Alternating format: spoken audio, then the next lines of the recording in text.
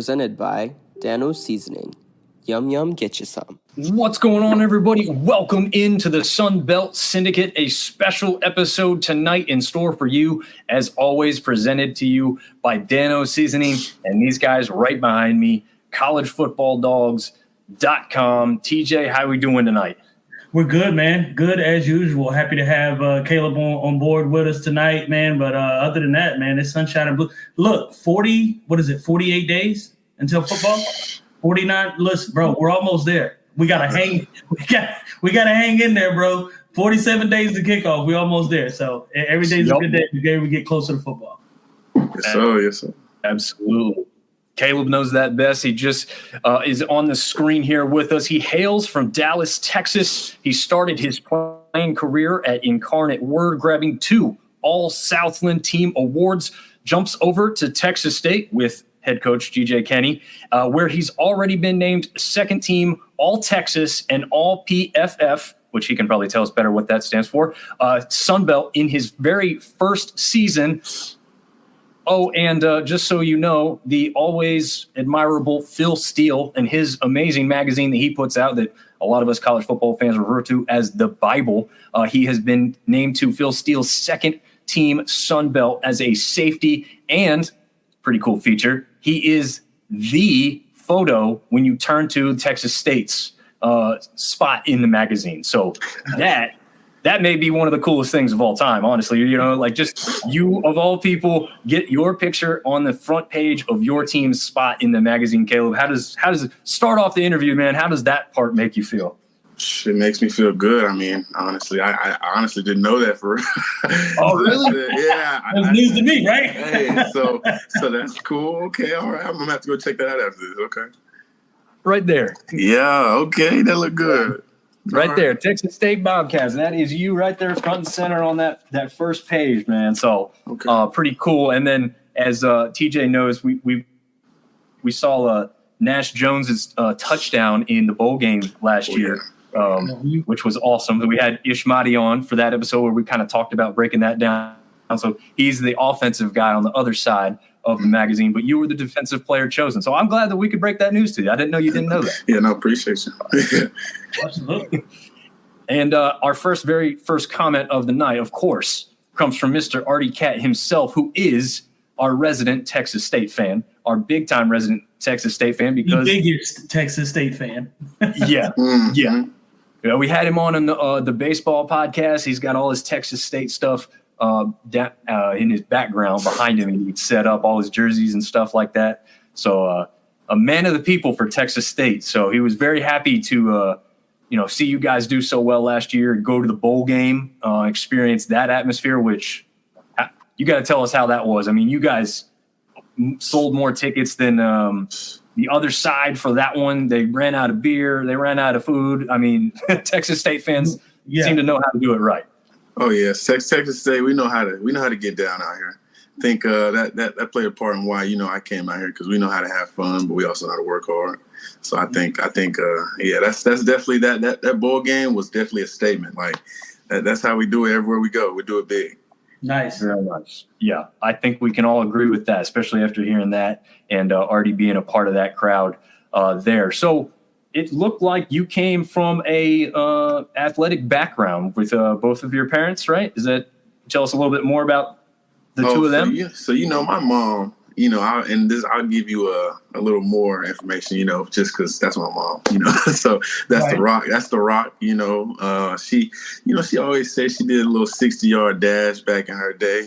Said she did a little track. So she's pretty athletic. I'm not gonna lie. So I used to work out with her when I was younger. So that definitely comes from her. And then my pops, he did his his basketball thing. And according to him, parents always like to hype things up. And I am a parent now, so I would know. But he said he used to almost jump from the free throw line. So I get it from both of them. Okay, Dad. All right. You know what I'm saying? Hey, gotta see some film, but right. So hey, he says that's why I got my bunnies, but we'll see. Yeah, nice. Yeah. So you said you're a father yourself already? Yes, sir. Nice. You got a little boy, girl? It's a little girl. She's she just came out. She's almost 3 months. So. Oh, nice, wow. Okay. Yeah. Yeah, congratulations. Absolutely. Thank you. TJ and I are both fathers as well. Both of us have one each. Okay. So hopefully you can go on to have many more. I might be done, you know. I know I'm done. I'm not mad at you. Yeah, I got a 7-year-old. I coach his football team. And he'll eat you out of house and home. This kid eats like a teenager, bro. Like he'll put down 3 or 4 peanut butter and jelly sandwiches with no problem and just run back outside and start playing. So I believe it. He's 7 years old and he's already 63 pounds. Sheesh. Yeah, he's a monster. Okay. And you can't tell by looking at him. He's a monster. And he's got the cutback already down from his dad. I got some game film I can show you. He looks I don't know if he's probably a little bit better than I was at his age, that's for sure. But he's got it, man. It's what's crazy about it is, and I go through this thing where I brag on my kid a lot, but it's so much easier for me to say it than it is for you to actually see it, because I can say it all day, right? Every father is going to hype their kid up. But then I bring like family members and friends out to watch him play, and they're like, oh, like this is crazy. Yeah, like he's like that for real. Yeah, that for real. So, okay. If we get some time, I think maybe I can pull up some film. We'll see. We'll get to that later. Okay, all right. Oh man, so we got Chris Joseph jumping on. He's been a resident player of the EA Sports brand new game they just launched. So we'll get into that topic right away. Next, we also got a Coastal fan jumping on saying, "Go Coastal Carolina." You guys don't actually play them this year, but you did play them last year. And since they made the comment, got to bring it up. That was the game that I just commented on, I think, on X. You got thrown from that game for what is unmistakably one of the worst calls I've ever seen for targeting. That was nuts. That was nuts. Let the boys play. Yeah, that one hurt me. Yeah. And that was in the month of November, I believe, and I needed that one. You know, everybody remembers your November work, so that one hurt me a little bit, but we're going to get it back. Yeah. What time frame of the game did that happen? That's the one thing from the clip. Yeah. That was third quarter. Yeah, I was going to say, it was around crunch time. Yeah. Mm-hmm. Yeah, I was out that half and then the first half of the next. Yep. Mm-hmm. Dang. Yeah, that one so what's I don't have it in front of me. Which game was after that? Do you remember which game you had to sit for? Arkansas State. Yes, sir. The one where they hung 70, right? Is that game, right? Yes, sir. First time being hung 70 on my head, personally. They wouldn't have hung 70 of you was out there. That's for damn. Yeah, that's true. That's how we like to feel, but we'll take that all on the chin. So right. Yeah, it happens. It happens. Yeah. Yep. All right. So Jared's asking us about App State. Yes. As you can see from behind both of us, I'm pointing the wrong way.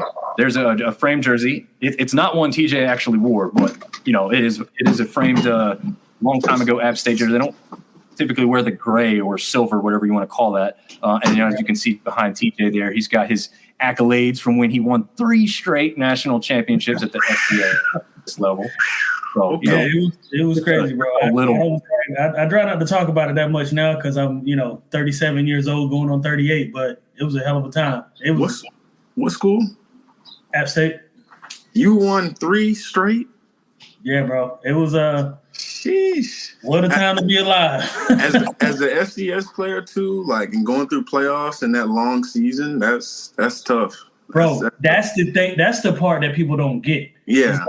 We're playing, so the season, and there's 16 games, right? Yeah. Then you got another 4 playoff games that you got to win. Mm-hmm. 3 playoff games and then championship. That's an NFL season 3 times in a row. That's serious. Like, that's tough, man. That's it was rough. All you see, like this whole background and everything that's building this stadium. Mm-hmm. Guys before me, Richie Williams, those guys, they did this. You know what I mean? Like they were the reasons for this happening. I always joke about people. When I first got there, we had sweatpants with no pockets, and then after we started winning, we got sweatpants with pockets in them. Hey, look, I know how that is. Look, hey, we had to get it out the mud at UIW, so I know we had to put some respect on our names. So I know that's right. Yep. Yeah, absolutely. We got some trash talking going on in the comments, so I'll let that stuff ride as we continue on. But Artie does have a Kaleb specific question here, so let's get to this one. Kaleb, have you gotten to go to Schlitterbahn or do any river tubing before the season starts? Oh, this year I floated the river one time this summer. Last year as a team we went to Schlitterbahn actually. So that was cool. That was fun for sure. But I haven't been to Schlitterbahn this off season, but I have been tubing. I plan to go a couple more times. Nice. So and explain to us guys who don't know what or where Schlitterbahn is. Yeah, I was geared to ask. I can't even say that word. so it's hey, I can't spell it. I shouldn't be saying it. No, I can't spell it either. But it's in San Antonio area. I could not tell you the exact city, but it is in the San Antonio area. Nice. Okay. And so for the other people that may be watching or listening, you guys down at Texas State in San Marcos have a quite literal river flowing through your campus. Oh yeah. Yes, sir. Okay. Oh yeah. And go ahead. After class or after a hard workout, you go up there, kick it in the that's a natural river too. So it's never really cold. It's always pretty nice temperature, and you just kick it in there, kick it on the grass or whatever, and yeah, you'll chill for the rest of the day. Mm-hmm. And the tradition, I guess, is to jump in after graduation. Is that correct as well? Oh yeah. I graduate in December, so we look forward to it. Yeah, that rite of passage. Yeah, right. So. Yeah. Well, you're going to jump in and then go right to training for the next step in your career, right? Mm-hmm. That's probably your next step. Yeah. So with all the accolades that we've seen you have and the expectations coming into this season for you guys, it's in New Braunfels. Is that how you pronounce that? Is it? Okay. Water park. Yeah, New Braunfels. It means slippery road. Okay, so there you go. Schlitterbahn means slippery road. It's one of those words that looks fancy to us Americans, but in Germany, it's just regular. Yeah, they just say it all. They say it at breakfast. It's just right. It's just mid-sentence. They just spit it out, and we're like, oh, cool. Sounds like a nice word. I'll incorporate that. You want some regular vocabulary. Yeah, you want some butter on your Schlitterbahn? Like, I feel like it's just like something that you can roll with. That's not fitting, but that's the kind of thing that we're hearing here. So, all right, so let's get back into the video game thing, okay? We talked a little bit about it before we went live. Do you own it? If you do, what system are you playing on? Are you specifically in the game? And if you are, did you actually get your EA check yet? Okay. I'm trying to remember all that. So, hey, Just go with however you want. All right. So I do have it. Got it as soon as it came out, 3 p.m. Man, it's good. It's good. First, I'll start by saying that. It's good. I'm enjoying it with all my teammates. And did I get my EA check? I haven't actually. Now I did sign up kind of late. Okay. I probably signed up like a week and a half ago. Okay. Because I had some technical difficulties. But yeah, so I'm wondering if that's why, but I have not got my EA check. So gotcha. So I know this. I know EA is going to pay you. And the reason I know that is because they discontinued the game in 2014. And so all of us that was on those 05, 06, 07, and 08 teams, we all got a check. We all got a check. And we got our check in like 2017, 2018 when they cut it. So it was late. You're going to get it. I don't know when you're going to get it. It'll probably be a lot sooner now. But and back then, respectfully, my check wasn't very big. It was, I had 1 comma. That was it. Yeah, I feel you. Because App State wasn't what they are now. So the checks might be a little different for Texas State and App State now. Okay. Yeah. No, I haven't got it, but I do plan on seeing it. Very nice. So, and I'm guessing you've seen yourself in the game. I guess you can tell us probably better with you and your teammates. Not everybody is facially scanned. So even though it may be you, it doesn't necessarily look like you. Or have you guys kind of looked into that? Or does it actually look like you are? Oh, yeah. Trust me. I look deep into my player, as I'm sure everybody did. I would be too. They didn't face scan, but they do look pretty realistic, pretty elite. As far as our build, it's pretty real. Nice. Pretty close. Nice. Mm-hmm. I've seen some glitches. Obviously, we got to talk the good with the bad. You seen anything crazy like earlier today? I think I saw someone say, "What kind of voodoo is Dion pulling in Colorado?" Because somebody was playing with or against Colorado, and there's this tackle made, and the guy jumps like 10 feet in the air, lays down. Somehow the play continues like below him. He gets like, pushed into the end zone. Whatever. But I've seen some weird stuff. So have you guys witnessed any crazy things happening in the game yet? Crazy? I mean, I've seen some. So as far as the glitch, I mean, the most I've seen so far is like I scored a touchdown and my guy he just disappears and the ball is just sitting there like this. He's doing a celebration and I just see the ball. And then I've seen one little glitch where somebody threw a pick to me and we're playing tip drill. It's like 3 tips. It's like goes through the defender's hand, goes through the wide receiver's hand, another defender, and then he finally intercepts the ball. I seen that one. I don't know if that's a glitch, but I haven't seen that on Madden. So okay. The way I look at it is this: like, there's going to be glitches. Mm-hmm. It's a video game. Like, how realistic do you want them to be? You want to go get the people and have them play in real life? Because they do that regularly. Mm-hmm. So, it is what it is. I mean, you take the good with the bad. There's way more good than there is bad. Oh yeah. They did their thing on NCAA, and I'm actually starting my career. And they made that real. They made it real. Yeah. Underdog. I think it's 5-star, 4-star, 3-star, and a 2-star. Right. But they made it. They made it. You bringing my career all the way up through high school, right? Yeah. What? Yeah. Actually, no.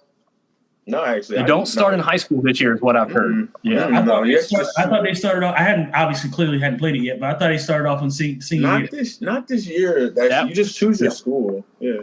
Okay. That was TJ. The last time you and I played the older version. Yes, that's what they had. That lets you know how old we are. No. Hey, that version is the best version. Like seriously, no cap. Yeah. Yeah. Well, because you even got some time to play with your guy at the high school level to kind of up your stats to get better recruits. Right. That's why I thought. So in the old game in 2014, they let you play the last like 3 games of the high school season. Mm-hmm. Then you can get your rankings up, and then you can decide what schools and offers and all that stuff that you get, and then it plays out like a real, you know what I mean, like college. A real point. Yeah, and even they used to let you play both sides in the other one too. They don't even. I can't even make a safety in this one. You can only make QB, running back, wide receiver, corner, or like a DN or something. That's a linebacker. Yeah, I can't even make a safety, but that's all right though. Love y'all, EA. Hopefully they fix that. Right, they need to fix that, but hey, it's all right. Yeah, and Artie's comment down below, your upper deck at your home football stadium is actually missing in the game. I have been told that not only that mistake has been made, but like, I guess the one that they put in there for Hawaii is like not even the right stadium at all.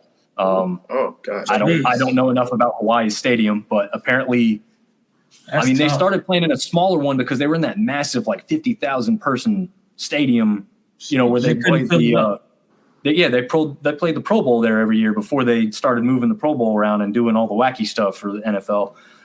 But that was the stadium that Hawaii used to play in, and I think are renovating to go back to. So I think they might have put in the small stadium that they were placeholding. But I think maybe as soon as this year they're back in the big one. So I think there's some discrepancies there. But anyway, those are like the small minor things that we're seeing from the game. Okay, he said the Pro Bowl was deemed unsafe. That's right. I do remember hearing about that. Yeah, it was literally deteriorating, and they had concerns that it, I guess, it could collapse or something with enough people. Oh, geez. Yeah. Mm. So, anyways, that is that. So you grew up in Dallas, Texas. You've stayed in Texas for both schools you've played for. Where exactly? Oh, there you go. Dallas Cowboys fan. I didn't even have to ask, bro. You grew up in Dallas, Texas. I didn't even have to ask. No. Oh yeah. No. It was fed to me. Yeah. Since a youngin, bleed blue, all of it. Yeah. Yeah. No. That definitely makes sense. So we do know the answer to that question, and like TJ said, probably didn't even have to really ask. Right. That exactly.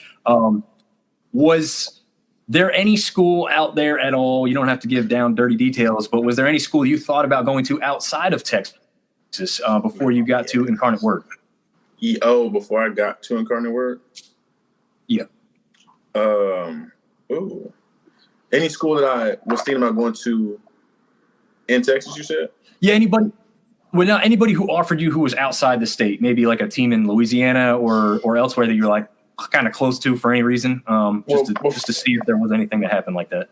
Well, before UIW, obviously coming in and getting recruited, I was thinking either two schools. Well, not two. I mean, my top three was Liberty, Air Force, and it was UIW.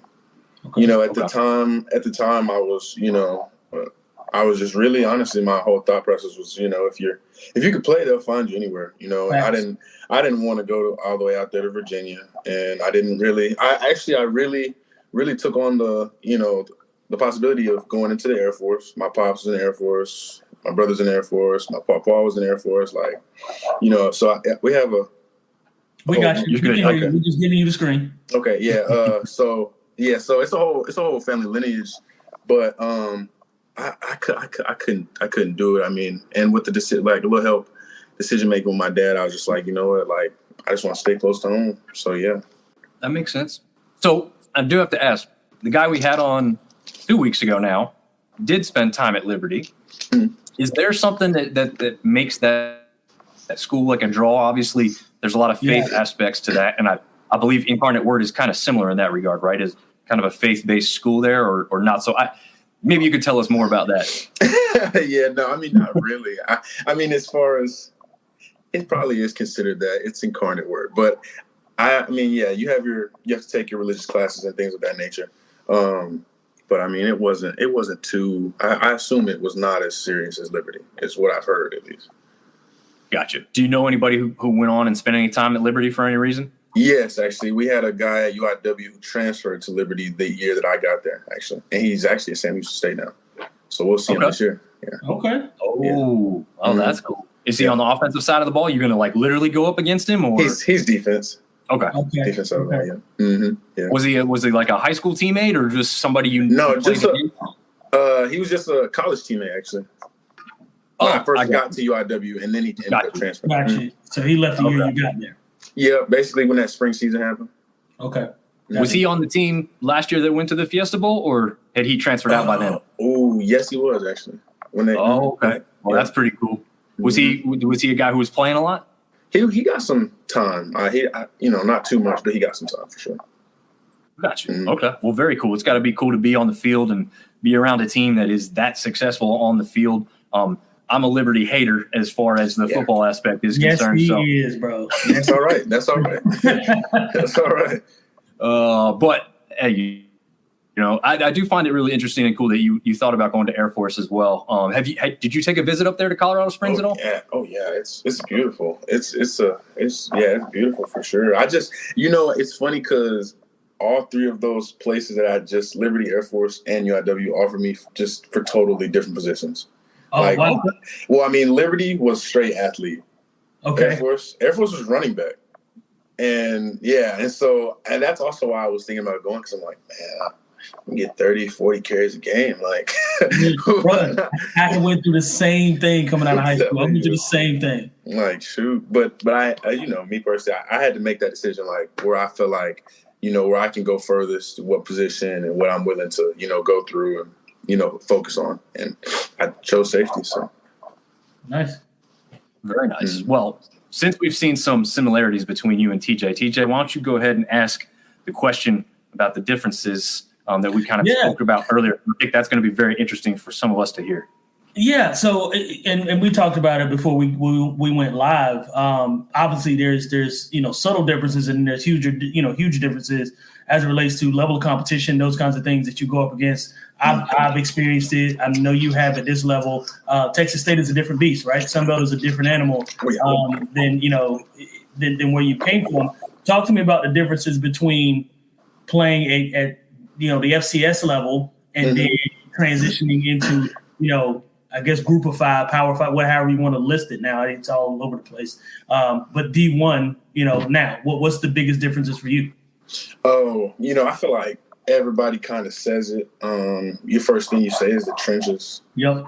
100%. I mean, at UIW, I'm a strong dude, and I probably really was I'm not going to say as strong as the O-lineman, but there wasn't such a mass majority of O-linemen that I was like, them boys are strong. You know what I'm saying? The gap wasn't what it, it was more like a high school gap than it was like college gap is supposed to be. I got you. Here, and my second year out here. So now we got some hogs down there. We got on both sides of the ball. That's like throwing weight every day. I'm like, all right, that's how it's supposed to look. I'm supposed to feel like, hey, that's my D line.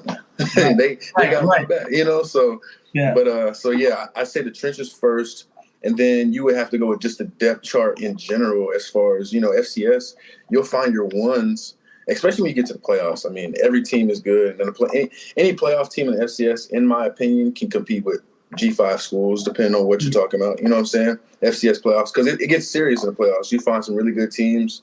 That's another story, of course. But I would say just the depth chart in general, you'll find a lot more depth when you go, FBS. It's the ones, twos, both of them boys, they'll get out on you. Or they both can do their job at this level. Ones, twos, and sometimes threes. You know what I'm saying? So that's what we're building right now is threes and fours. We all keeping the standard right here. Yeah. You saw that smiley face, Nick, or just a bit ago. That's my high school coach. He was our offensive line coach. So anytime we start talking about trenches, Coach John Gaylord, you can look at him and tell he looks like an offensive line coach. Yeah. So when we start talking about trenches, he is a trained veteran. He actually coached me Pop Warner all the way through high school. High school, he was my offensive line coach. I played quarterback in high school, so he was responsible for them protecting me. So he had been my coach since I was probably 8 or 9 years old, all the way up to high school. Jeez. Okay. Dang.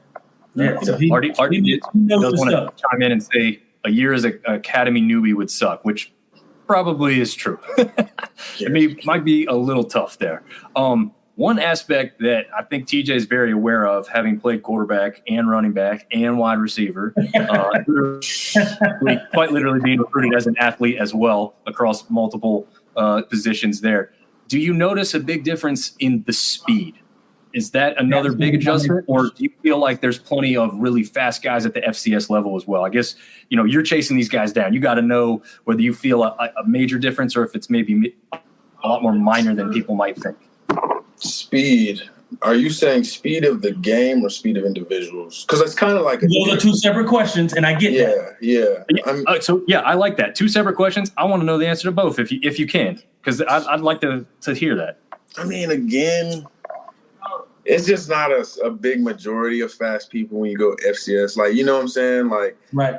You got more sliders, FBS. So if as far as individuals, you got more of them. Like, and you'll probably, like last year, I probably faced like two guys where I was like, oh, okay, they're pretty fast. And I'll be honest, like I take pride in my angles. I take some solid angles, and them was some. Oh, I gotta get on my horse. You know what I'm saying? So I've came across a handful of guys that since I've been FBS, where I'm like, okay, yeah, this some speed out here. But the speed of the game, the speed of the game for sure.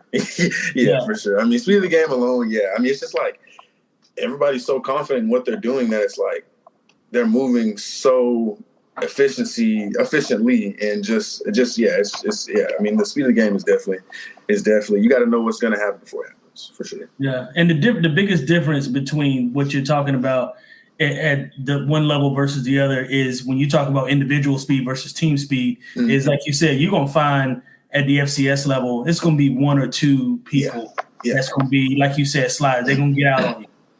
The difference with us when we were in FCS at App State was that across the board, all four of our wide receivers, plus our running back, plus our quarterback, was 4.4 or better.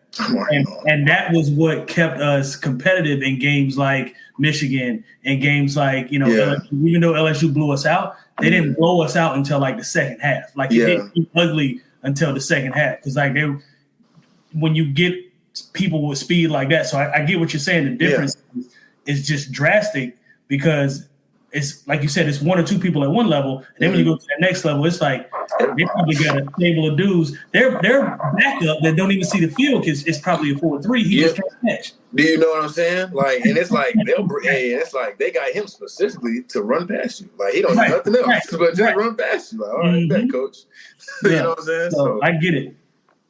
All right, so let's stay on the speed aspect because I'm always really intrigued by this. I don't know how many of you guys or people listening or watching right now have checked this out, but there is a new feature. There's no free ads on this program, but there is a nice documentary on Netflix right now called Sprint or Speed. I think it's called Sprint.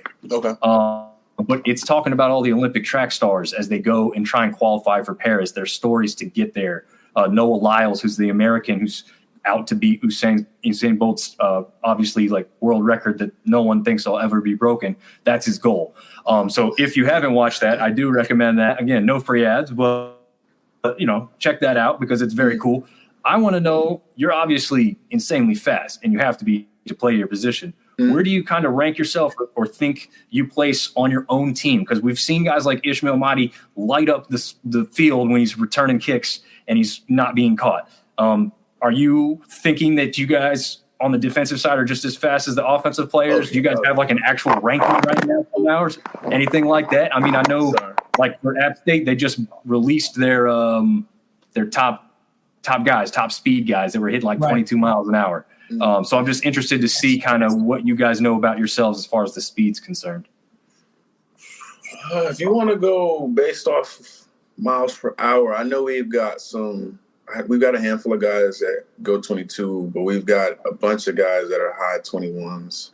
I mean, we've got some fast guys, like genuinely, and I think every team I've kind of been on, it's probably on purpose with these coaches because they make a fast team. They always get guys that can move, and are versatile and just fast as all get out, honestly. So I would honestly put us up there with the best of them as far as speed. I don't, you know what I'm saying? And I'm also, me personally, I am fast. I'm not gonna lie, I am. It's just more so football speed. Like, you know what I'm saying? Like the football speed is different, especially because I mean my angles it kind of makes your speed just kind of here. Like we're the same speed because my angles are just that tight. You know what I'm saying? Right. So yeah. And also angles make your speed obsolete. Exactly. Right. So if you take good angles, you don't really have to be fast. No, like you really don't. So it doesn't display, from a defensive perspective. I played safety in high school. I didn't obviously play defense in college, but I know that you don't have to be a 4-4 guy to play safety if you have good angles. Yes, sir. Well, TJ, the famous block kick at Michigan was done by a man named Corey Lynch. And let's be honest, Corey Lynch probably isn't anywhere near the top 10, 15, maybe even top 20 guys fast on the field, but he always seemed to take the right angle. Yes, like sir. you said, it's more important about thinking ahead and seeing the game develop and being ready to make that play. Speed helps, and speed really helps. When you aren't as good as that, you can help make up in that regard. But playing smart, like you guys are saying, sometimes helps the speed aspect become a little bit less. Every time. Well, speaking of Corey Lynch, he ran a 4.68 or 4.6. It was a slow 4.6, right? Sheesh. He ended up playing for the Cincinnati Bengals and blocked the kick with the Bengals, and was backup safety in the NFL. So that just goes to show you, like, speed isn't everything, especially at the safety position. If you know angles, right? If you know how to get to the ball, see ball, get ball. That's it. That's all it is. Yes, sir. You're definitely becoming a ball hawk back there, as we've seen after last season, which is pretty cool, right? I mean, I thought that was really cool to see you making essentially what are all-star list, after the season for the FCS level. You jump up. I don't know how many people expect someone to just make those same type of list at the next level, but you've done it within 1 year's time. That's very, very impressive. I know Texas State has a lot of expectations because of players like you and Ishmael Mahdi and other guys that have now joined the team. So are you guys thriving on that that outlook, that expectation as it may be to win the West this year? Yeah, I mean, we are definitely – that's the expectation. We've put that on ourselves to say the standard is here. Like, it's no longer, down here where it was, let's go to a bowl game. Like, it's right here. We know our goal. We know what we're trying to do. We know what we're going to do. I don't feel like, I don't feel like it's like a, we've done something already. Like, we're not smelling ourselves. You know what I'm saying? Like, we know we have not done anything. Like, you know what I'm saying? We went 8-5. Like, okay, we went to a bowl game. Cool. You know what I'm saying? Cool for the school history. We do that. We put that on for the fans and the alumni. But, like, we haven't done anything. You know what I'm saying? Like, we have not done anything. And I think that's for sure. Like, I think that's why we still have that chip on our shoulder, because it's like we're getting some more recognition, but we're all just so hungry. Like, we need some more. You know what I'm saying? Like, we all want that recognition. We all want that spotlight. Because when we know, like, if we walk – everybody, obviously, you know, we're FBS. Everybody's goal is to go to the league. But, like, at G5, we know, like, if you want to go to the league and if everybody wants a shot at the league, we have to win. We got to win. Right. That's exactly right. We have to. Like, and it can be no debate, like, whether or not, you know, we've got to blow teams out. Like, we can't go play Troy and, you know, or Coastal or you know, ODU and be like, we can't make that a close game. Like, we want to beat guys. Like, we want to handle guys. You know what I'm saying? And especially the non-conference games, they can't be close. Yeah, no. The non-conference games, you got to, I mean, you know, essentially at a G5, you got to damn near go undefeated. Yes, sir. Like, yes, sir. You know, you got to do that, and then you got to win your bowl game. Yes, sir. Right? And you know, and that's when the eyes start to come, and you got to do it consistently, right. For, you know, those next level chances to start happening. Yes, sir. Yeah. And Artie's go ahead. Oh, go ahead. No, go ahead. He's already saying yes, loving the attitude, brilliance in the basics, which, yeah, absolutely. And I do have to share this too, because I just saw this, I think, yesterday. Are you excited for the new turf being installed there at your guys? And you'll have to remind me, you guys just got a massive sponsorship for your stadium, which I believe is the biggest sponsorship in all of the Sun Belt. And so obviously the biggest sponsorship in Texas State history. Is all that kind of stuff like it seems to be very noticeable. You got a lot of construction going on around the stadium right now, right? Yes, sir. It is loud during every meeting I've been in. You hear some clacking and you know, all of the above in the background, but it's definitely going to be worth it. It's going to be worth it. UFCU, of course, is the new name of stadium. And yes, new turf. I actually, you know, I played here when I was at UIW, so I played Texas State, obviously. And that turf it wasn't that good when I played them, and it never changed. Hey, look, I committed here, so obviously that wasn't no shade. It wasn't a factor, but I am so happy to get some new turf. I think it'll just honestly give us new energy. The whole new stadium will give us new energy and more energy, and I think all around, like, it's gonna bring good vibes, and you know, you feel good, you play good. That's a fact. Absolutely. Speaking of turf, I have a question that, since we're talking about it, TJ, you didn't? There was no AstroTurf still around when you started playing at App, was there? No, they had gotten rid of that a couple years prior to probably like 8 or 10 years prior to my. Oh, okay. No, maybe not 8 or 10. I would say 4 or 5 years. I'm old. I just remember that. 4 or 5 years. I know I'm old because I go to the rec center and play basketball, and everybody's talking about I'm picking up Unk. I'm like, bro, chill. Chill out. Yeah. But no, we didn't have. You got a knee brace on both knees there, TJ? Look, I wear sweatpants when I'm hooping because I don't want people to see my knee brace. Because look, I'm not trying to look. It's young boys out there, man. They 18, 19, 22, 25 years old. You're not gonna see me in these knee braces. So I specifically went out and bought the Nike mesh sweatpants to make it, first of all, look like I can hoop. Second of all, I hoop in all long sleeves because I'm a Melo fan. Okay. So you can't see anything. You can't see this. Can't see the knee wraps, the ankle wraps. You can't see nothing. I'm just here for a workout. That's all. The ankle wraps. Right. It's crazy. Bro, everything is wrapped up. I got 10. Look, bro. Listen, when you get 37, you'll see all these years of football. They start to pile up. Oof, I know it. That's why it's important for these kids to make their NIL money and maybe hopefully make it to the league. Okay. Obviously, that's a small percentage of them. But we got one on screen right now who's trending in the right direction. All right, so we'll say that for sure.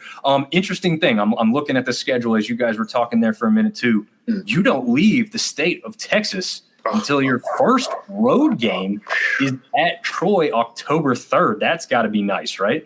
I'll tell you what. This schedule this year is setting us up. it's setting us up right. It can either set us up right or we can get too comfortable. I'll say that. I like the schedule. That's all I got to say. I don't have too many words because I don't want to. I just don't want to. Because you don't want to jinx it. You don't want to open. I don't. Because it's. I mean, this is real. Like this is. For some reason, I feel like it always just kind of comes. It kind of always ends up like this. Wherever I've been, like it's kind of just set up where, hey, we can do this. Like The odds are in our favor, but we'll see.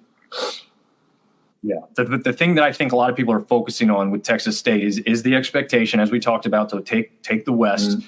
Obviously, there's a lot of work that goes involved with that, and obviously, there's always sometimes some luck that's involved with that. But you guys get to host UTSA, which is a huge in-state matchup. I guess is that kind of looked at as a big rivalry, or is it maybe becoming one? I mean, how do you guys look at that? Battle of I-35, baby. Hey, yeah, okay, yep, that's what it is. So.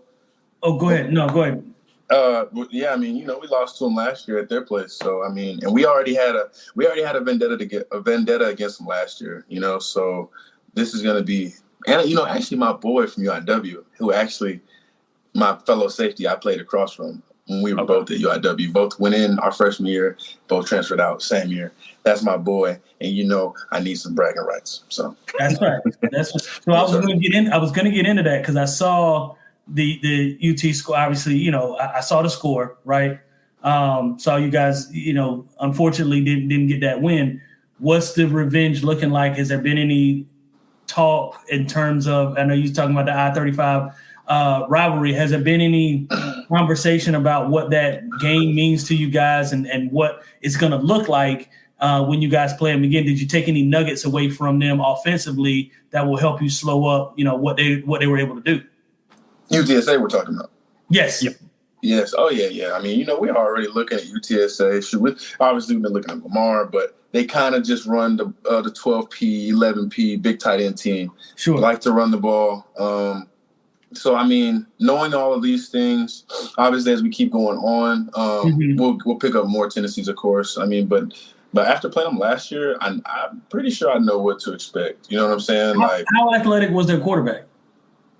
It's one thing to see it on TV, right? But it's another thing to play against them. You know what? It's so funny you say that because, that's how I felt. I was like, I'm just seeing this dude play for I don't know how long. He's been in the game for 7-8 years. And right. I'm like, this dude is still trucking along. But to get to your question, he's a slippery dude, I'll say. Yeah. He was probably, but he's tough though. He's tough. We heard him 2 times. I promise you, we heard him 2 times where he was down on the ground. And he looked like he was not getting up. A straight boxing match out there. And he got up and came back in.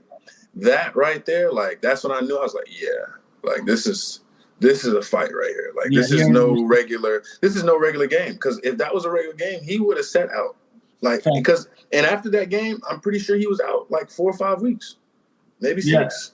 He was hurt. No, he was definitely hurt. You can see it. I didn't watch the game fully, but obviously we do our podcast every week during football season, so we were able to talk about it and catch up on it. He was out a couple games after that, and the reason I brought that up is because you guys were able to do some things to him that a lot of teams weren't able to do. Because of how you got to hit him, right? Yeah. When you play against guys like that. And I know because I was one of those guys that I just want to make you miss it all the time. The way to shut us up, you got to hit them. Boom. You got to put that load on them. And we were hitting UTSA all night. And that's why, we lost by a touchdown. We don't blame anybody on this game, but we'll just say we were hitting them all night and it did not go our way that night. It did not go our way that night. Yeah. That's all I'm saying. Yeah, that'll happen. But you learn from those kinds of things and you take nuggets from them. And like you said, you guys are going to play them again this year. And a lot of the things that you guys took away from what you were able to do last year will roll into this kind of now knowing scheme, knowing what you're up against, the kind of athletes that they have on that side of the field. And then now what this game means to the state of Texas, right? Yeah. Now it's a bigger vibe. Now we're looking at this thing, and then you guys being the favorite out in the West. I know you don't want to talk about them being the favorite, but that is the case, right? You got to look at reality for what it is. Being the favorite out in the West, now this is a pride game. Now it's bigger. It's bigger than just UTSA and you guys. Yeah, that was a pride thing. right? Yes, so all of that now goes into how I prepare, how I get ready for this game, and what my mental state is going into it, right? Right. Yes, sir. No, I mean, for sure. I mean, you just broke it down perfectly, honestly. Like, I mean, that's exactly how it is. I mean, shoot, I can't say too much more. I mean, yeah, it's just at that point, it's that mental state. And I think, I think a lot of people do forget that, this game is 90%, 80% mental, you know what I'm saying? So, Nice. so yeah, that'll be a fun game. It'll be a fun game. Definitely anticipating it and looking forward to that.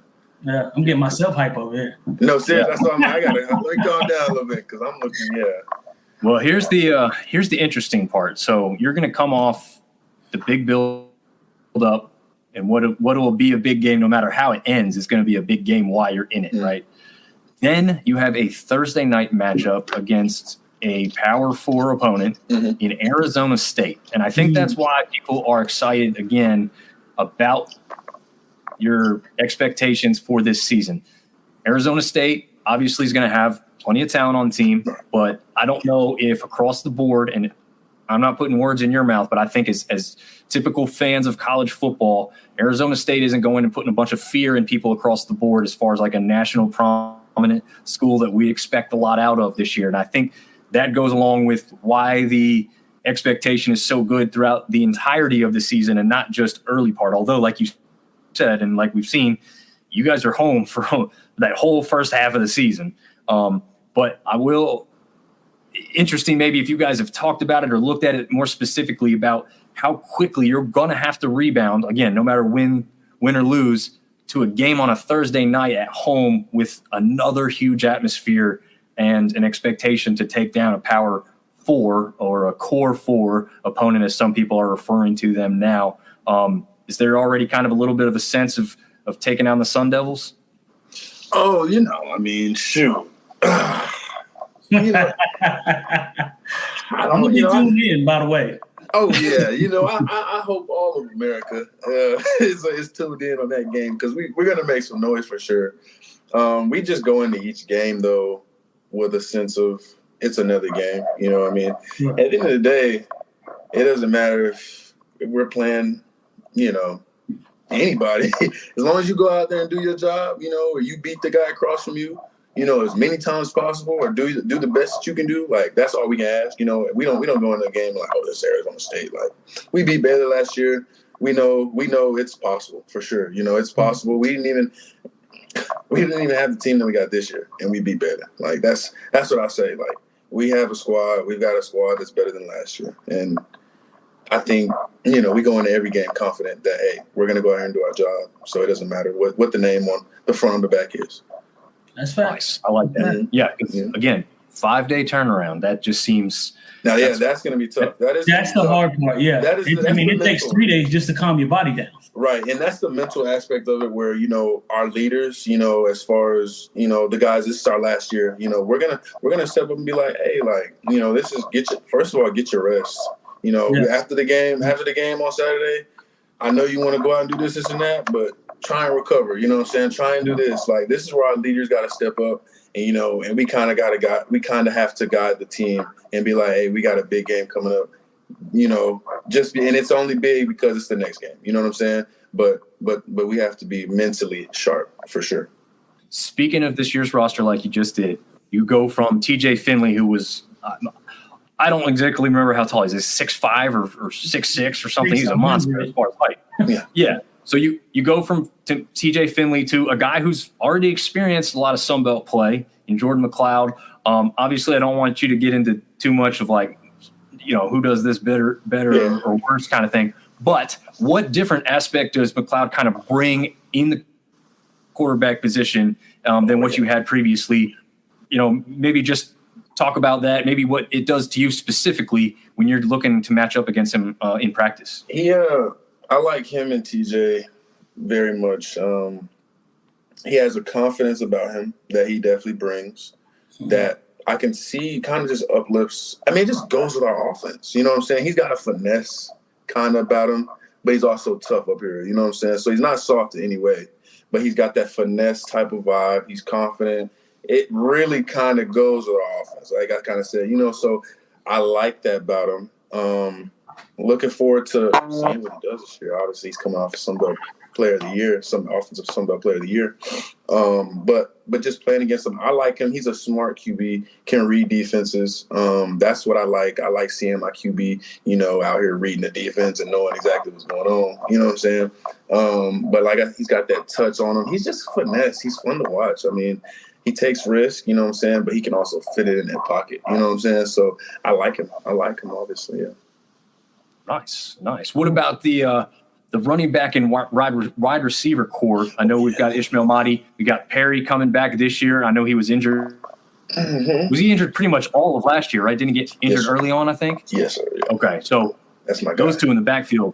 Those two in the backfield, they're probably going to be a little scary for opposing defenses. Maybe a little bit for you in practice. Hey, shout out to my man Link and Ishmael Mahdi. Love y'all boys. Me and him obviously both came from FCS. Just a little, obviously. Nice. We played each other as well. So it's funny. We were actually just talking today and just talking about how NCAA came out and he's kind of, if you choose to state as your favorite team, he's the picture on there. And it's just, it's so surreal where we kind of both just came from and seeing how far, what we're doing now. It's so funny. That's why I had to bring that up. Shout out to them boys. And Lincoln Perry, that's my lifting partner. He just threw up 325, 335 on clean. No big deal. No big deal. It's just another Wednesday. Just another Wednesday. He's gonna have production. Like I promise y'all. Link, I'm not even gonna speak on that either. Don't want to jinx anything, but he's gonna have a great season. Ishmael Mahdi, love both of y'all. And I think I went too far. What was your question again? The wide receiver core as well. Oh, yeah. Speaking of that, so running back room, I'll start with them. Deep, Jay Jenkins from Washington State, Ishmael Mahdi, obviously, Lincoln Perry, who's got a consistent background. And then you have UTEP running back, Deion Hankins, TB. We have two TBs actually in the backfield. But very deep, like Deion Hankins, big, third down back. He also get out on the edge on you. So, he had a very good year at UTEP last year. Wide receiver room, got some guys coming back. Joey Hobart, Chris Don, Cole Wilson, Donley, Fox, added some more tight ends this year. We're dangerous. We're dangerous for sure. I mean, and I don't know if y'all played with Texas State on NCAA. I have not. And they are fun to play with. The offense is absolutely fun. Now, if you don't know our defense or know the guys playing our defense, you might be like, their defense kind of da-da-da-da. But honestly, with the guy, I know my guys, and I go, I just beat Iowa yesterday on there. What? What does that happen? So Joey Hobart, that's crazy. Joey Hobart had 3 touchdowns for me. Appreciate you, bro, Joe Dirt. But yeah, so we're fun. We're a fun team. I'm telling you, fun team to watch, just offensively and defensively this year. It's going to be a lot of plays being made. Nice. Yeah, I did see Texas State is the highest rated Sun Belt team in the game for this year's at, I think, 78 overall. We got some teams kind of close to them with the 74. I think 82 overall. Oh, the 82? Oh, okay. Yes, they might have updated it then, or I saw something different, but yeah, that's even better then. Yeah, I don't know how they do that, though, because the offense was an 83 overall, and the defense is a 74, 75, but they got 83 overall. I don't know, but yeah, or 82 overall. Yeah. I did see Ish getting on there. I think it was him that was saying, hey, I couldn't get that 90 overall as a player or something. That's crazy. That's crazy. Right. I was expecting somebody out of Texas State to represent, but hey, they'll change it for sure. It is what. Hey, you got this year to put on, so it that's is what right. It is. Right. So, and you always got your secret offensive weapon, Nash Jones, who can come out, catch a pass out of the backfield. Absolutely. Hey, if nobody else is getting it done, Nash Jones will get it done. Yes, sir. I want to see if you know who I'm talking about when I say Refrigerator Perry. I want to see him line up and take the ball out of the backfield as a running back and just plow into the end zone. That's what I'd love to see. You don't know who Refrigerator Perry is. Refrigerator Perry. you don't know who that is. Refrigerator Perry. I've never heard of that one. Okay, you got back in the 80s. Okay. Yeah. Okay. All right. That was he was on the Pro Bowl. I mean, not Pro Bowl. The Super Bowl team, right, TJ? Yeah, they I think they ended up losing that game. Or did, no. That was 85 Bears. Yeah, that was the last championship, right, for them? Yeah, that was Sweetness. That was Mike Singletary, Walter Payton. That was those guys. Yeah. I know Artie's going to have something to say about this, but the Super Bowl Shuffle, are you at least aware of that? Super Bowl Shuffle. Oh, you don't even know what the Super Bowl Shuffle is, TJ. Listen, these young ones, man, look, they don't listen. We got some years on us. They'll figure it out when they start, and you'll start learning more of this stuff once you graduate, because then you'll have more time to do what we do and just look at sports all day long for no reason. Yeah. True. That's my granddad talking about how young is he? I'm 22, man. I'm gonna do better. Okay, if you want to see something that you get a good laugh on and have a little cringy moment that you're going to see on YouTube, look up the Super Bowl Shuffle. Yeah, you might be looking at a picture that's a little pixelated because of how dated it is, but you'll be able to find it. Yeah, okay. And bro, it is cringy. It's cringy. Okay. That's all right. Let me keep it 100 with you. It's St. Chad Johnson dancing. That's all right. Granddad, we're that old. Hey, Super Bowl Shuffle, and then there was another thing y'all said. Refrigerator Perry. All right. Yeah. And Artie says, I am the fridge, and I'm doing the Super Bowl Shuffle. See, yeah. I got to look it up now, so all right.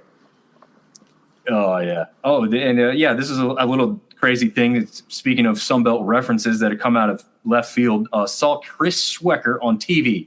He is a former App State quarterback and former assistant director of the FBI.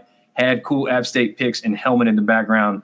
Yeah. Well, for unfortunate reasons of the news of all the political craziness, he has been on TV more because of his background and knowledge base to be on some stuff. But yeah, he's had some App State football helmets on his shelves in the background as he's been on TV. So a little weird reference, but something that is Sunbelt related nonetheless. To have somebody who's a former director of the FBI is a kind of a cool little feature there. I think anecdotal, but cool.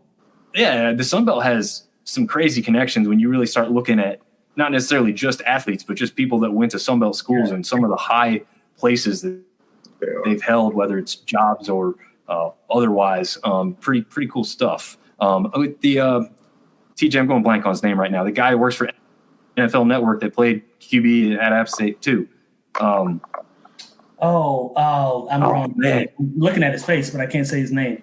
You've probably seen him on NFL Network if he's watching that. It's a guy everybody. They call him Sticks. No, not Sticks. That was the guy who played defense for you. Yeah, Sticks was defense. Yeah, Marcus Morrell. Jason. Jason Hunter was Sticks. Yes. Yeah. Okay. Gotcha. Did you hear how he got that nickname? I just heard this the other day. I'm sure Caleb, these guys on teams now probably have all these crazy nicknames too. We're going to get into yours here in a second as well, Caleb. They called him Sticks. The coach called him Sticks because when he showed up to campus before he became the big dominant defensive end he was, he had sticks for legs. So they called him Sticks. He was 6'3", 6'4", and some change. And he's about 185, 190 pounds playing defensive end. By the time he was a senior, he was 6'5" and I think he was 260 something. Then he went on to play at Green Bay. And then he played for Jets, right? It's Green Bay, and then who else was it? I think it was the Jets. Yeah, Green Bay and then the Jets.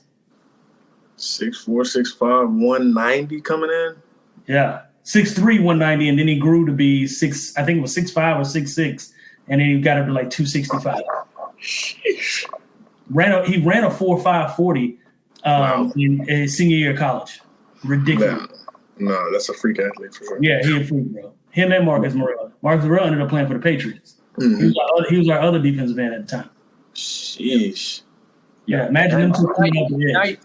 Now we're all seeing why these guys won 3 straight FCS titles. I was just Marcus Morrell. So Sticks was on one side, 6'5", 6'6", 260. Marcus Morrell was on the other side, 6'4.5", 245. He ran a 4.5 40. It was 4.5 and 4.4 coming off the edge on both sides. And we had Joe Suter in the middle at D tackle. He was 285. We had Daniel Olibar. He was 275 at D tackle. And then all three of our linebackers were All-Americans. It was crazy. Not to mention 8-Ball and we just talked about Corey Lynch, both All-Americans at 6. It was crazy. It was crazy. Okay. All right. Jumping into the nickname. We made a whole slide for it just because. Yes, so you got to explain Kuga. Yeah. So first, it's like a Sauce Gardner. It's a Kuga Culp. Just a little, it was made from my pops back when I was middle school, going into high school. Kuga essentially, well, first it's my brand. I do have a brand. Kuga is, I would usually be wearing a Kuga shirt, but I want to rep Texas State, But Kuga is actually it basically just means black plague. Anything that I come across is laying down. It's done. You know what I'm saying? That's all Kuga is, but that's why it's Kuga, almost, it's just a little swag to it with the K, you know what I'm saying? Kuga, but it just basically means anything I come across, when I step on that field, cross some lines, I become Kuga. Nice. Mm-hmm. I like it. Mm-hmm. I like it. So guys on the team and everybody, friends call you Kuga, or people call you guys? Yeah, actually. Yeah, it's funny. Is your initials too. So I was like, I wonder if people call him Casey, other people hear it and think your name is Casey, but you know what I mean? I didn't know which way you went there. It just depends on who you are. I mean, in high school, a lot of my high school guys either call me Kuga or K-Baby on some, I don't even know. It just caught along when I was in high school. And then, a lot of my teammates now and from UIW, they call me Kuga, or some people will call me Casey, or, Colt.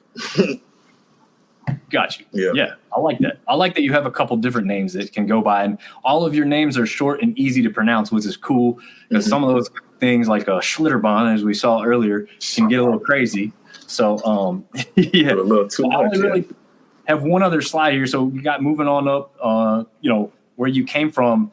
We've already talked about your accolades, so we won't recover that. But talk about the spot that we really haven't touched on just yet. Your head coach. Who was your head coach at one school, and I guess, was he really the main or only reason that you moved up to Texas State, or was that something that you were maybe looking at anyways? I mean, kind of explain maybe how that happened. Yeah. So, they obviously we did whatever we did at UIW, and then, the year passes, or we get into the next year in January, and obviously I'm like, I want to hit the portal, whatever. First people I'm looking for is Texas State, obviously, just because I just played for y'all, kind of playing for y'all, you know what I'm saying, got a little relationship. And obviously Coach Kinne was a big part of me coming, for sure. But it wasn't it wasn't the only reason, of course. I always wanted to stay in Texas. I don't know what it is about it, but I do always like being close to home, especially now that and it was a bigger decision now, really just because I was having a baby at the time, and, she was incoming. So, or she was expected. So I had to make that decision best for my family at that point too. So it was for sure Coach Kinne, for sure had a nice little chunk in it, staying in Texas, being in the Sun Belt, because I'll be honest, I didn't really want to play Conference USA. And yeah, I didn't want to play Conference USA or MAC football. But yeah, so that definitely had something to do with it, for sure. Got you. And is there,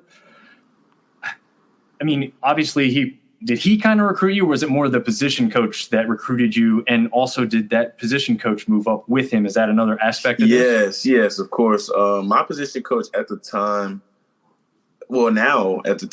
he's the DC, basically. Coach Dexter McCoy is the DC now. He's still my position coach. But he definitely, obviously having the same schematic, being in the same scheme or whatever, that definitely had a lot to do with it as well, just because I didn't feel like learning a whole new defense. You know what I'm saying? Not if I didn't have to. You know what I'm saying? So that definitely had to play in it too. Very nice. Very nice. Yeah, that seems to make a lot of sense. The continuity, and like you said, because of your circumstances, it just made it a lot easier to do what you did and stay there in state, close to. I mean, I guess is most of your immediate family all down there in Texas then? Or do you have kind of family? I mean, you said military to start with. So you have family kind of all over, or are you mostly all in Texas now? Yeah, I got a lot of family, and not everywhere, but we are definitely in chunks. So I got family in Texas.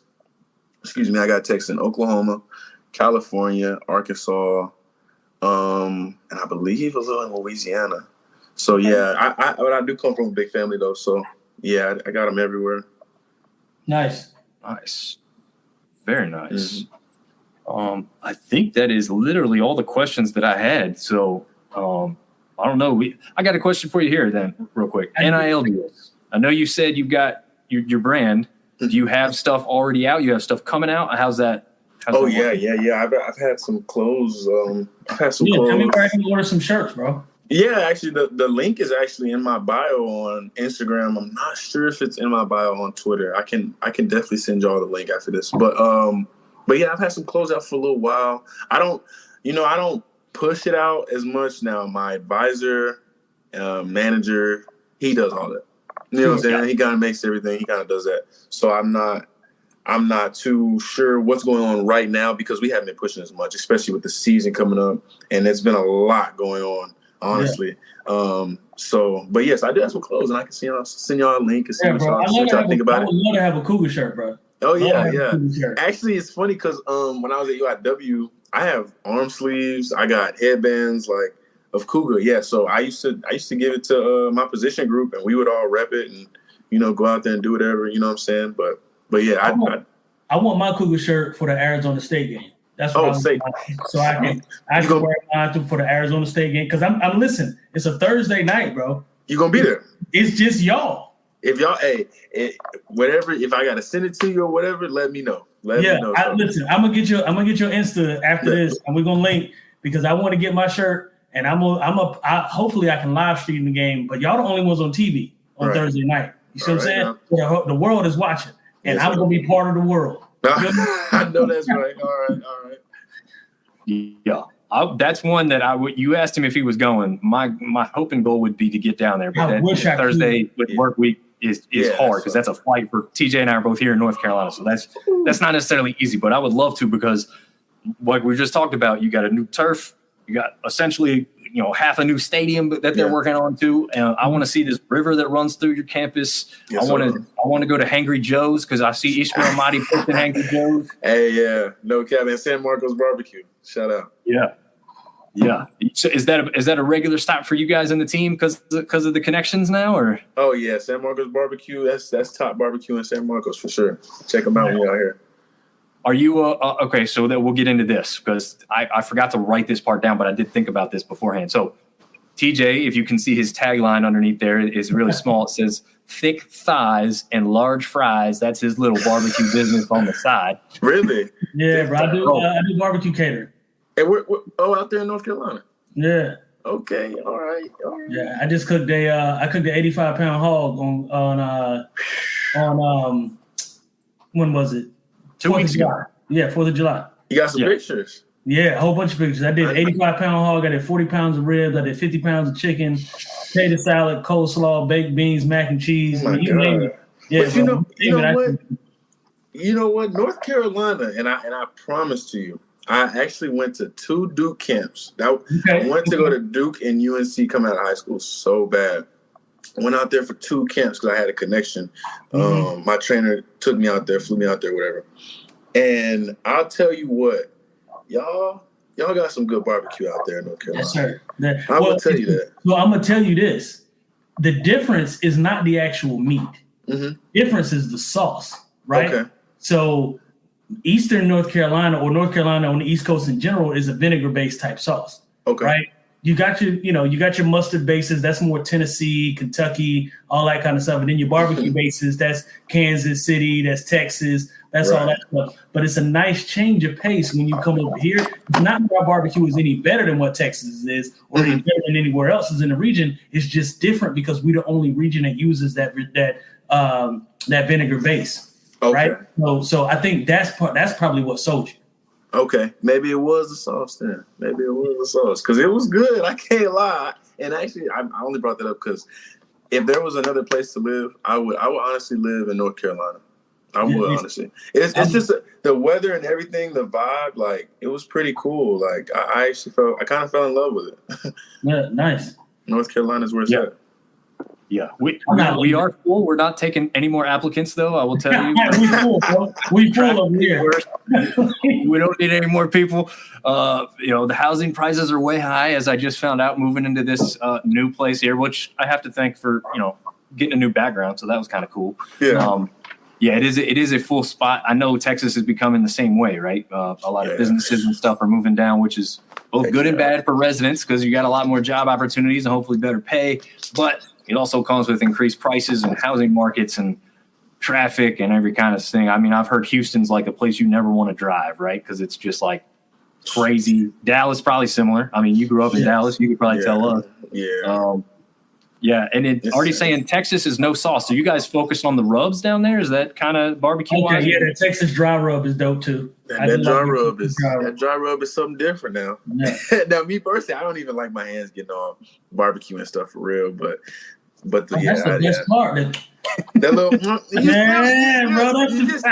got to have that after I'm done. You get just enough with the rub though, just enough. I'm telling you. But no, yeah.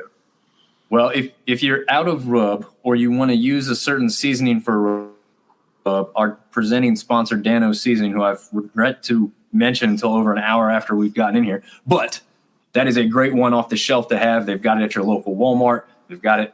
If you can use a promo code from us here, Dawgs, at checkout to get a little percentage off with your Dano's Seasoning. I know TJ uses it a decent amount for his stuff that he's doing on the side, but I'm really glad we got into that barbecue conversation because that was one thing I failed to write down to mention, but I knew TJ was going to go off on some thoughts on there, but I didn't think about the sauce aspect. That's a really good, and I'll say this, I like both of them, so I actually cross the sauce a little bit there. Okay. I use both together. Okay. And listen, there's nothing wrong with that. It's it's a region thing, and we get into these I get into these conversations because I'm in these chat groups and stuff like that online. My granddad said, "Good luck in your season. Go ball." Appreciate you. Well. But yeah, so I get into these chat groups all the time when cooking, and I don't want to keep you too long because I know you're getting close to that 10 o'clock hour. I know you got to go. He's got a game, man. He's got a game. I know. I'm getting off over here in just a minute. But there's so many conversations about whose barbecue is better. It's not really – that's not the case. It's a preference thing, right? Mm-hmm. Like, do you prefer dry rub? Do you prefer a mustard base? Do you prefer a barbecue base? Or do you prefer a vinegar base? Right? And it's all about what you prefer. Nobody's necessarily better. We're all seasoning our food damn near the same way, right? It's what you're putting on after it. Is what the key is. So it's a good point. Very good point. Before we wrap up, finalize, I want to say that I'm lucky enough to be sent to my first Sunbelt Media Days next week down in New Orleans. So check us out for some more coverage. Unfortunately, TJ can't join me. I tried to talk to him. I know, man. He already had plans, so he won't be there next year. I told him next year, TJ, we're going to take you on, get some good food, go to Bourbon Street, very professional, no outside of the norm, kind of partying. Of course. But I'm very excited. And in all seriousness, I'm very excited to be down there and represent Sunbelt Syndicate and College Football Dogs, both as kind of newer brands to be at this event. Hope to talk to a lot of guys, obviously the Texas State guys that are going to be down there and App State guys and all of the people that I can. I probably won't be able to talk to all 14 teams, but my hope is to try and talk to as many as possible and provide you guys some further coverage as it comes to Sunbelt related things. Also, we do have some merchandise up on collegefootballdogs.com. If you click the store link, you will see some Sunbelt Syndicate polos and t-shirts. Mine should be here shortly before we get to Media Day, so I should be repping both of those and maybe a Kuga shirt too. I don't know if I'll have it in time for Media Day coverage, but down the line here, especially like TJ said before that Arizona State game. I need it. Definitely be wearing it for that. And thank you very much for Artie tuning in. He's definitely got himself a T-shirt on the way. I hope, actually, Artie, you can say this while we're still here live. Hopefully Artie has that T-shirt. Yeah, should. But yeah, he better have that T-shirt. If he doesn't, we're gonna crack some skulls here in the background. But I really want to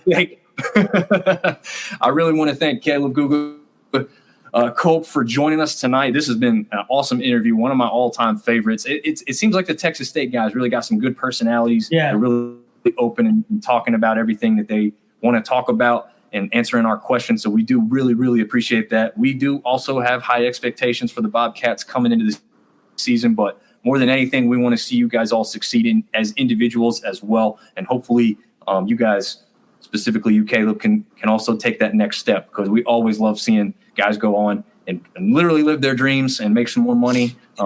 Luckily, you guys can do that a little bit now in the college game as well. But yeah, man, anything you want to wrap up with here before we finalize it?